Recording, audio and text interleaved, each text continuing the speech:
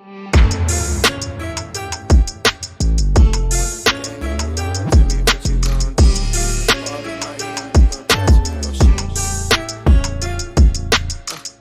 the game on the line, you can't fold and you can't bend. Y'all be playing it safe and I be going for the win. Remember back when they was doubting on the kid. Now they tuned in cause my game too legit.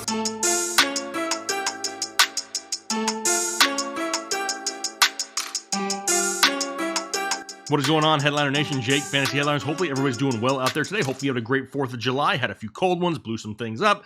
But now it's Monday, it's time to get back to work, and it's a Mock Draft Monday. And you know how we're doing it here every week with our friends over at Fantrax. If you haven't signed up at Fantrax yet, you need to do that right away. Head over to fantrax.com/headliners and create your free account now. So when I tweet out or I post links to mock drafts, because we're going to be doing more and more of these as we get closer to the season, you want to make sure your account is already set up because these things fill up in seconds and you do not want to miss out. So head over there and set up that free account as soon as this video is over. But like we always say with mock drafts, right? You need to kind of go in there with an open mind, right? Because if you go in there and say, I'm looking for my heavy RBs early, which you know I want to do, every video is going to be the exact same and it doesn't help anybody. Sometimes when you're presented with a few issues during your draft, you need to zag when others zig, right? Sometimes you need to take a little bit of a risk. You never know when that risk is going to take off and really produce huge fantasy points, right? Because that's what it's all about,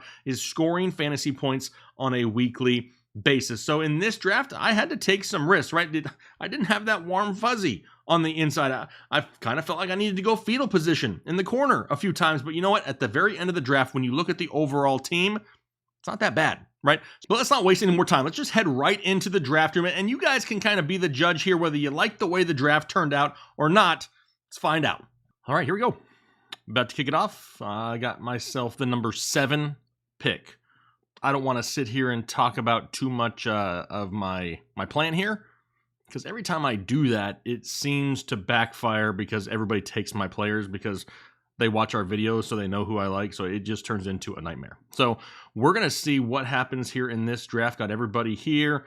12 teams. This is just a standard lineup, right? 1 quarterback, 2 running backs, 2 wide receivers, a tight end, a flex spot, a kicker, and a defense. We'll go through about 9 rounds or so, and then we'll fast forward to the draft board at the end and kind of dissect some of the good moves, some of the bad moves. If anybody makes a stupid pick, you better believe, probably going to call it out. So first off the board, Christian McCaffrey. No surprise there. Let me go ahead and get this to update so you can see the picks. Perfect. And now we got no Mooney, no Honey. Okay, perfect. Maybe it's a 4th of July thing for them. Taking Derrick Henry number 2, I honestly I don't hate it. I don't hate it. I know Dalvin Cook will probably go a lot at that number 2 spot, but I just cannot, it's not bad, right? I mean, definitely not bad for what you can get with Derrick Henry volume-wise. I'll take it 100% of the time. And now we wait for at Drew Sperling 1. Drew Sperling 1. He's thinking hard right now. He's going, man, what do I need to do here to make a good pick and not be made fun of on YouTube? Well, we're going to have to find out here in a second. Go ahead and see what he does. Drew just sitting there. Oh, there we go. Dalvin Cook coming off the board, followed by Alvin Kamara. You guys saw me talk about Alvin Kamara, was like a week ago or so. Alvin Kamara could have a ridiculous year, an absolutely ridiculous year.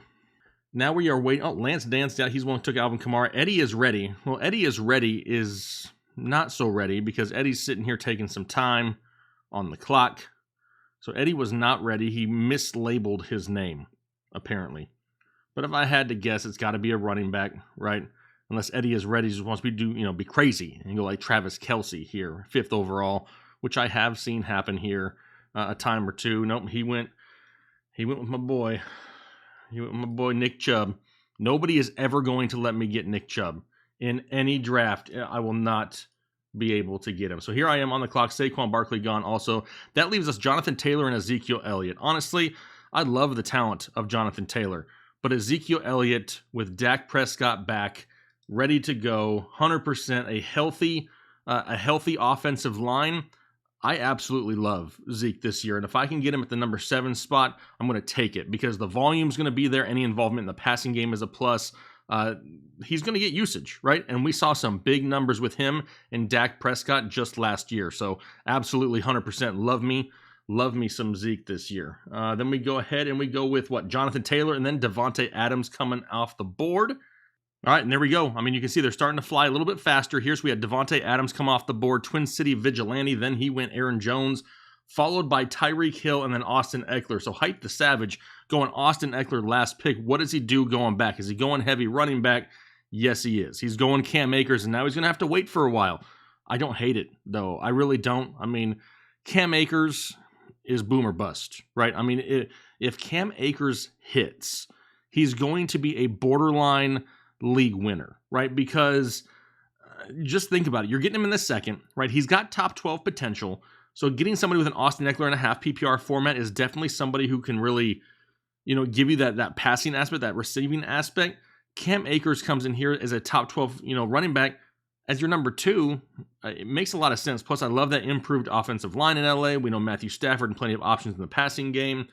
Tank for Trevor has said, no, I'm going back-to-back wide receiver, which leaves me with a decision because Joe Mixon comes off the board. So now I have DeAndre Hopkins, DK Metcalf, Calvin Ridley, Antonio Gibson, who I absolutely love.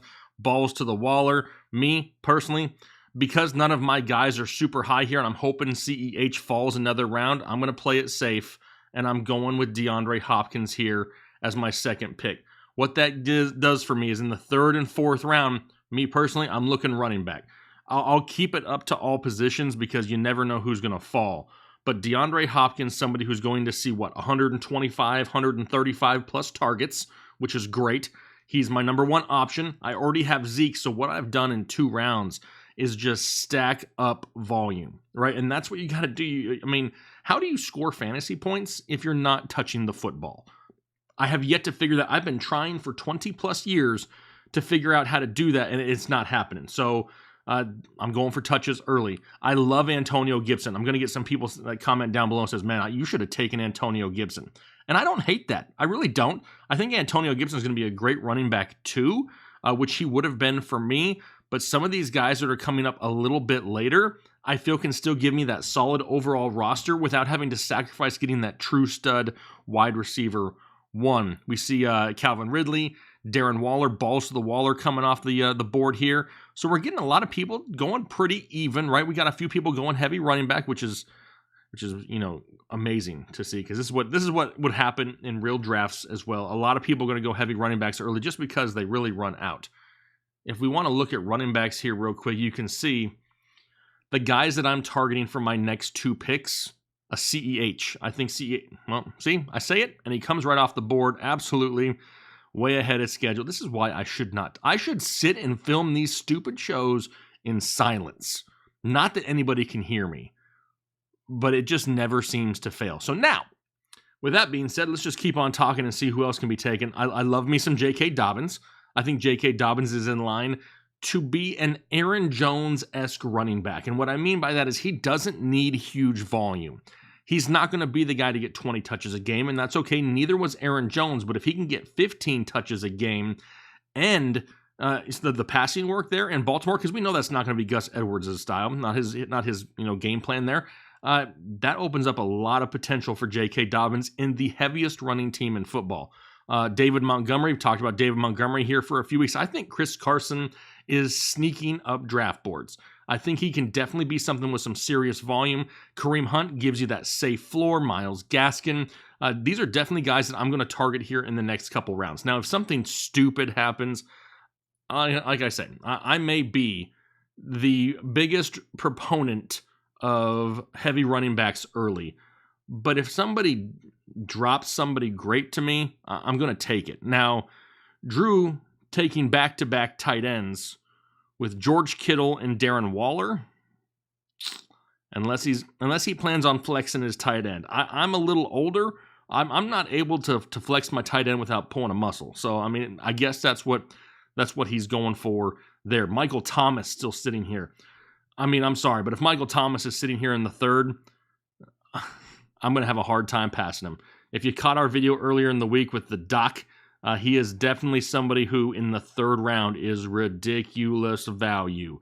Crazy value, top 12 upside. You're getting him in the third. He'd be my wide receiver 2. That's just so hard to pass on.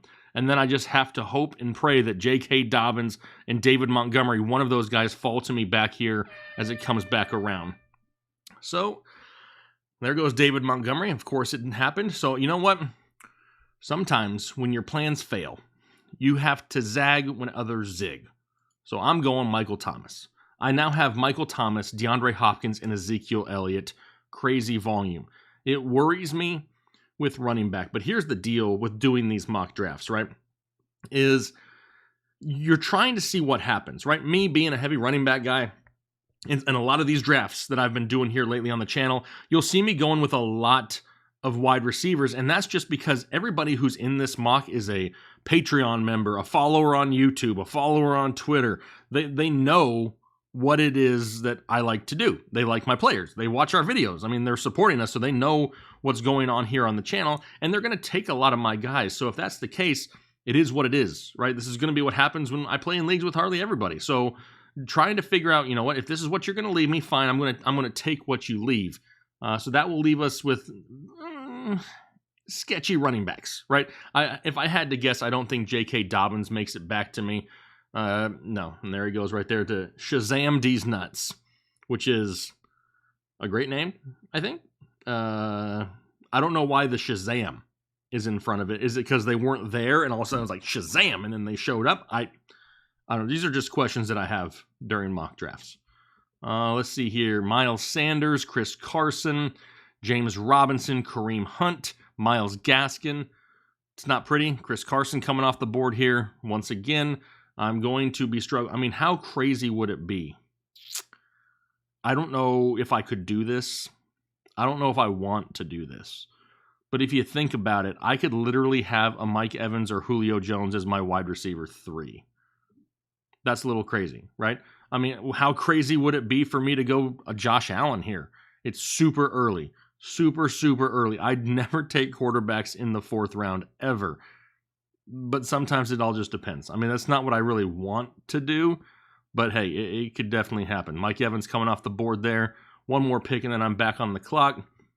Kareem Hunt is gone. Miles Sanders is gone. That leaves me with what? James Robinson, Myles Gaskin. Oh, man. And here's a great example. And let's talk about this for a second because I'm going to be on the clock. What is the better option for my team to score more points? Is it reaching for Myles Gaskin, or is it just taking Julio Jones as my number 3 wide receiver as my weekly flex? It makes more sense for me to just abandon wide receiver at this point and just go with it. I don't love it because it makes me feel weird on the inside, but I just can't reach for somebody when there's a better player that I can still start at that position, right? I would never do that to have somebody on my bench. It's just not something I would do. But to have, Julio, DeAndre, and Michael Thomas all to start in a half PPR format with Zeke already as a safe, solid running back, I mean, I can't argue with that, right? I mean, I don't love it for my running backs, and at the end of this video, my running backs are going to get, not good. But you know what? It is what it is. And sometimes, like I said, if all of your guys are going to be taken, still find a way to build the best team that you possibly can. This just so happens to be, in my opinion, I'm going to have to go heavy pass catcher, right? I had to do it. I didn't like it, but I didn't want to reach for players. Could I have taken CEH middle of the 2nd? I could have, but in a lot of drafts, he's fallen to the 3rd, so I don't want to reach too much. If you find yourself reaching on draft day too much, too often, you're going to have an overall team that isn't probably very good because you're taking people so early that you're missing out on some of those proven solid studs. So just something to pay attention to here. Like I said, our running backs, they're going to be scary. In fact, you know what? I'm going to start dropping some down in the queue because if I don't, my heart's going to start beating fast and I'm getting too old. And yeah, Javonte Williams, I love. He's still going to be splitting with Melvin Gordon. Chase Edmonds, somebody with a safe weekly floor. I can't do Ronald Jones. I'm sorry. There's just too many other options. Michael Carter, I love. Travis Etienne. What's the split going to be like with James Robinson? That's the scariest part there. What about, I can't believe Mike Davis just went too. I thought Mike Davis was still up here, but he's gone already. James Conner. People still want to hate on James Conner. I'll take James Conner late, especially because I'm going to have to, right? There's going to be there's not going to be very many other options that are going to get the type of volume that he's going to get. We just need him to stay healthy. Heck, maybe you go with a Chase Edmonds, and then a couple rounds later you go with a James Conner. It's the coolest part about mock drafting, right? Just seeing who falls to you where to see what looks best on paper. So we've had, Melvin Gordon, Javonte Williams, Kyler Murray, James Robinson coming off the board here. And then we hope, right? I mean, Raheem Mostert, I like Raheem Mostert. I just don't think that he's going to see the bulk of the volume the entire year, right? That's going to be the biggest issues is it's going to be hit and miss, especially once Jeff Wilson Jr. comes back. We know they drafted Trey Sermon, who everybody loves. There's just other options there. So DJ Moore coming off the board. I'm going to look at tight ends here real quick, but let's see here. Let's go back to running back. Any of these guys that I'm going to reach for, honestly, Chase Edmonds is the only one I'm going to reach for. I'm going to do something stupid, and I'm waiting one more round, and I'm going to do this, and I'm taking Kyle Pitts. Now, I sat here for 10 minutes and talked about I'm going to take a running back, but once again, it's just not there right now. It's just not there for me. I don't think I can hold off much longer.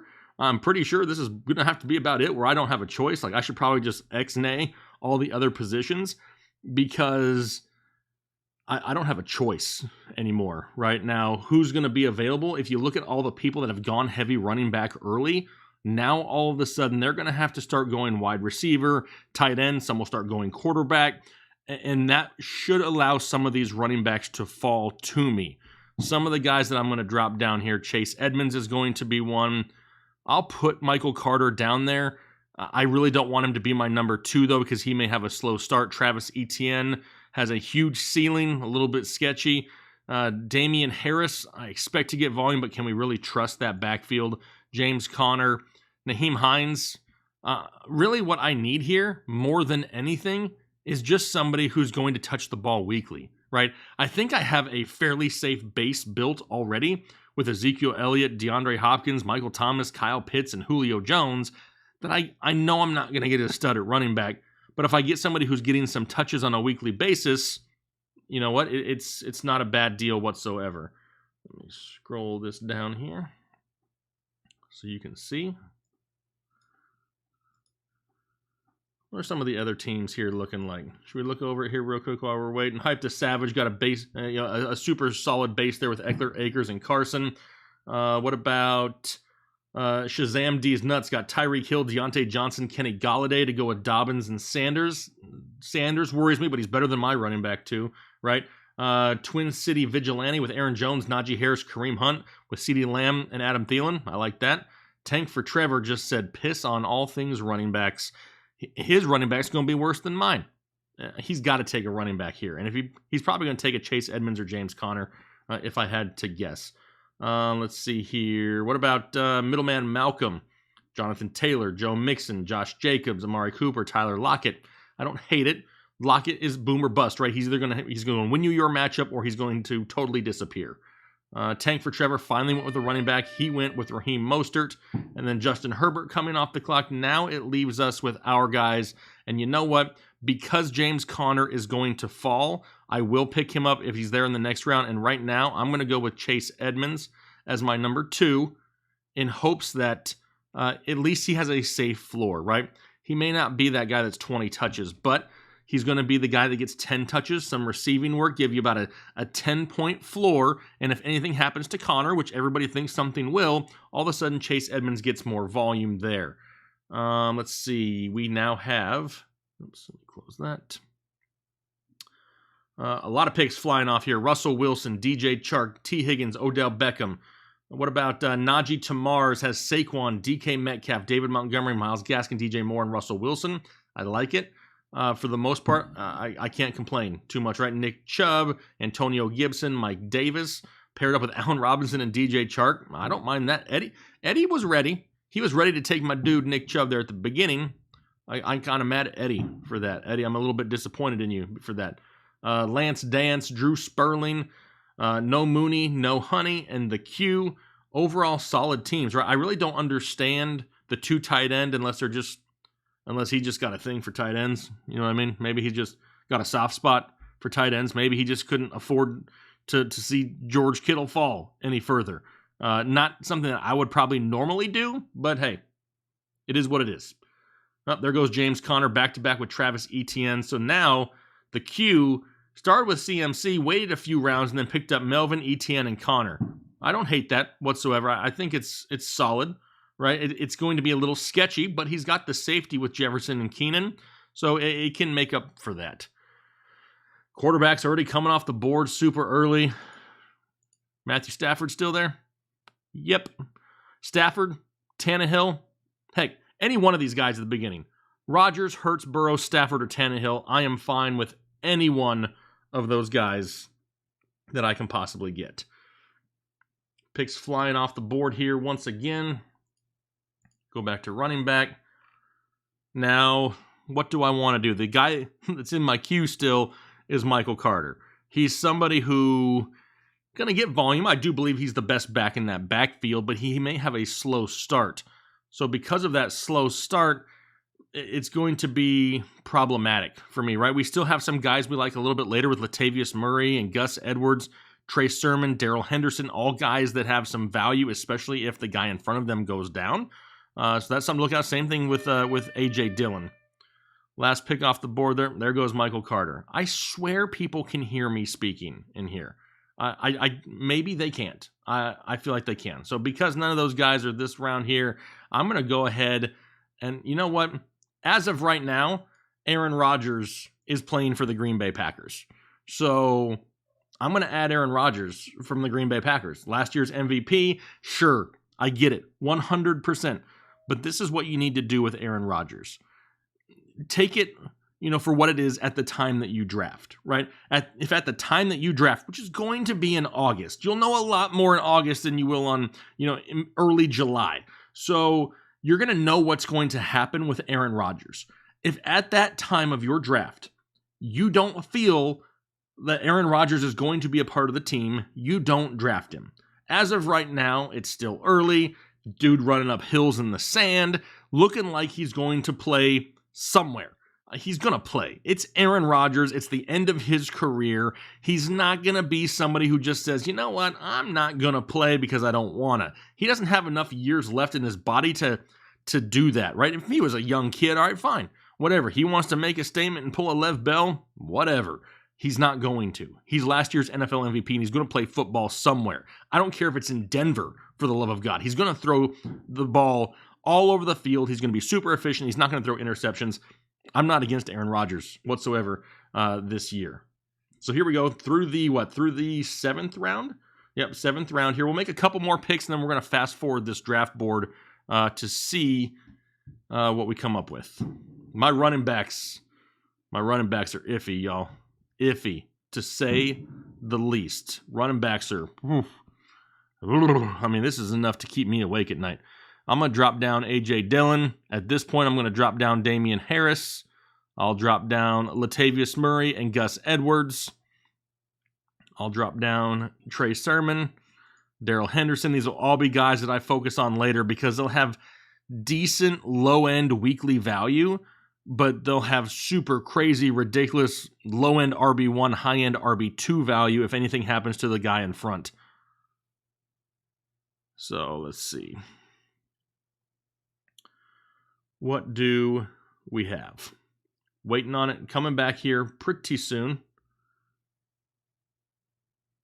And then we should be able to complete world domination in a mock draft on a holiday weekend. That means nothing. This mock draft means absolutely nothing. But it's fun to do, right? This is what it's all about, is finding what works best for you, right? Do a bunch of mock drafts. Maybe you do this draft and you'll be like, you know what? I feel pretty good about that. I like going heavy wide receiver early.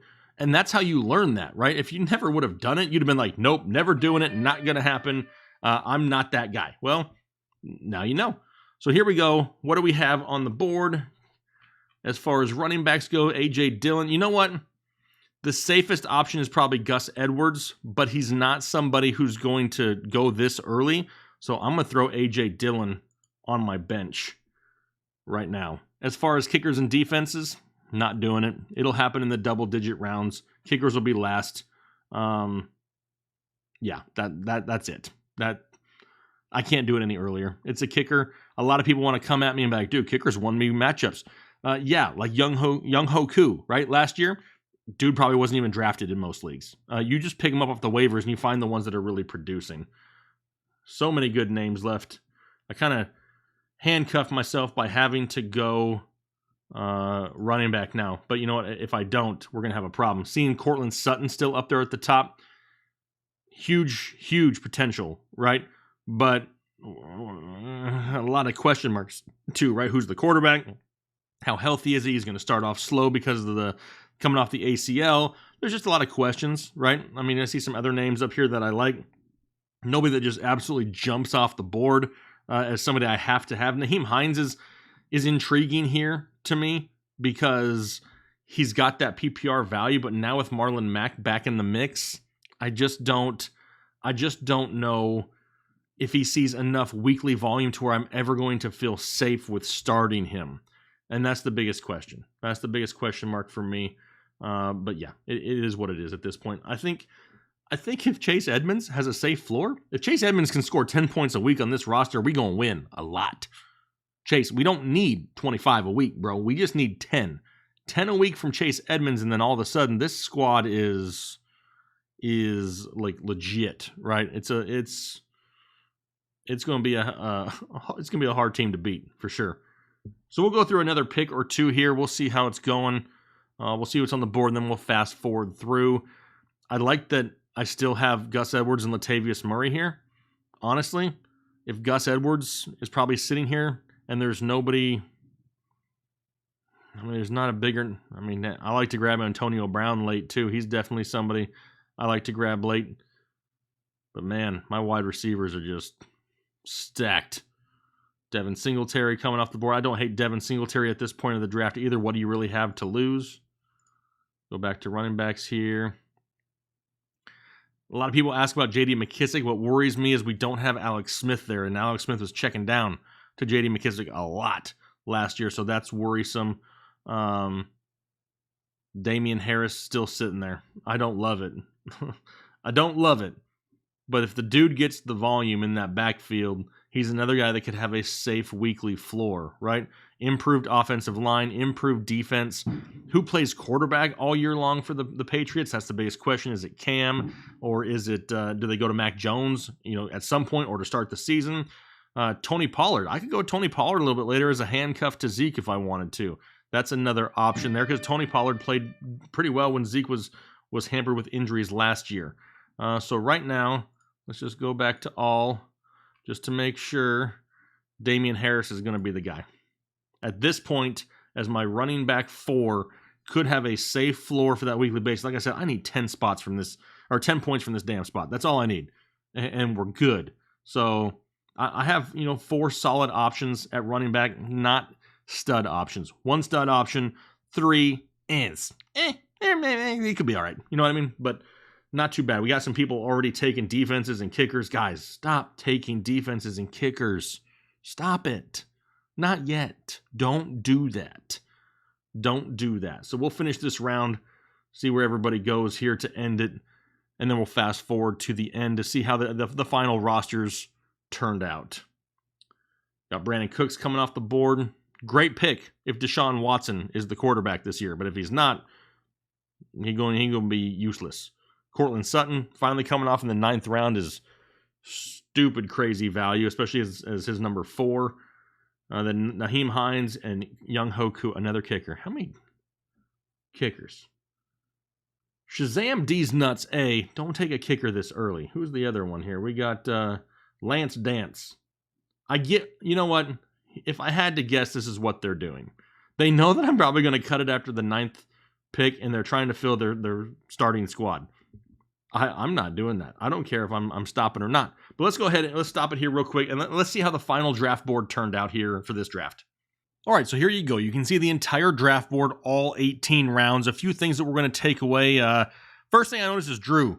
Drew on back-to-back tight ends in the 2nd and 3rd round with Darren Waller and George Kittle. Now, I don't hate it. I don't know if I quite understand it, right? I mean, there's other options there. Like, personally, if you're looking to go pass catcher, maybe I go with an Allen Robinson there. Maybe even a Michael Thomas before I go with George Kittle, since you already solidified the tight end a little bit earlier, because now you're basically going, what, two tight ends? You're going to flex one of them. I have a hard time flexing my tight end. We have 2 teams that went with 3 straight running backs, right? Middleman Malcolm and Hype the Savage. Both of them super solid, picks. There were Jonathan Taylor, Joe Mixon, Josh Jacobs for Middleman Malcolm. Hype the Savage had Eckler, Akers, and Carson. Like Savage's a hair better, but if Josh Jacobs can come out and get the lion's share of the work, he'll be just fine. Eddie is ready with Nick Chubb, Antonio Gibson, Mike Davis. Don't hate that also. And a half PPR scoring tank for Trevor. He basically gave the middle finger to all things running backs for the most part. Didn't grab one until round 6 and went with Raheem Mostert. So Mostert, David Johnson, Kenyon Drake, J.D. McKissick, Zach Moss, Kenneth Gainwell. That would cause some severe anxiety, hair loss, and I would be freaking out heading into the season with that. But he did get some solid overall studs, right? Adams, Diggs, Evans with Mahomes there in the 3rd, which is tough for me. Now, if you're looking at who has the best wide receivers, I mean, it's between, in my opinion, my team and tank for Trevor. I got Hopkins, Michael Thomas, and Julio Jones. I mean, both of us stacked there at the wide receiver position. I kind of like where I go a little bit later on in the draft with Antonio Brown, even there in the 10th round. There were 3 defenses that went in the 8th round. Come on, guys, but we have to realize that's just too early, especially for defenses that at least wait until the double-digit rounds. There's going to be a few teams out there, kind of like with Washington, who I got in the 12th, Tampa Bay, they went, in the 11th. I would much rather have those teams a little bit later. Heck, you know what? I think Cleveland is being severely overlooked in a lot of drafts. They went in the 14th round, and they got a great defense there with Myles Garrett. Now Jadeveon Clowney, a solid secondary. There's teams that you can grab a little bit later and not have to sacrifice those running backs and wide receivers in the middle rounds to grab a defense. So those are definitely something that I'm going to pay attention to here during the draft. Is not reaching too early for a defense. But here's the deal, right? We talk about taking risks, right? And for me, everybody who's watched this channel for going on almost 5 years now knows that, hey, Jake loves running backs. Jake's going to take running backs. Well, we saw it here, 10 running backs in the first 12 picks. Everybody knows who I like, right? They know I'm going to go heavy running back early. And sometimes you just have to take what the draft gives you. Am I super pumped about having Chase Edmonds as my running back 2 here? No, I'm really not. But if I can get a solid floor weekly from either Chase Edmonds or A.J. Dillon or Damian Harris even, I'm going to be set for the entire season, right? Because the overall roster is still super solid with Zeke there being my number 1. Got Kyle Pitts, you got Mike Gesicki on the bench, solid at tight end. Went with Aaron Rodgers, picked up Jameis Winston super late. What happens if Jameis Winston is the week 1 starter? If anything happens to Aaron Rodgers, I got Jameis Winston, who may not be the best NFL quarterback, but we're talking fantasy football here, and we saw him put up crazy big numbers in Tampa Bay with the likes of Mike Evans and Chris Godwin. He can do it in New Orleans with Michael Thomas, so take a stab on him late. But I want to know what you guys think about this draft, right? What do you look at in this draft board and be like, I really would have done something different? Because the purpose of doing mock drafts is not to say, oh, look how good I draft. It's a mock draft. Get over yourself. It's not that big of a deal. It's really to try to find what happens if you go different directions. Do you like the way that it ends up? Do you not like it? This is one of those occasions where everybody going running back, I had to do what I had to do and take the best player available, which in this case was a lot of pass catchers. I don't hate it. I don't love Chase Edmonds being my number 2. I don't know if I can let that one go or not. But let me know what you think down below in the comment section. Do you enjoy this draft? Who do you think has the best overall team? Leave those comments down below. We greatly appreciate all the support here. Do us a favor, hit the like button, and consider subscribing to the channel if you're looking for all things fantasy football here in 2021. We look forward to having those communications with you guys down below. Hopefully you have a great rest of your day, a great week, and we'll talk to you later.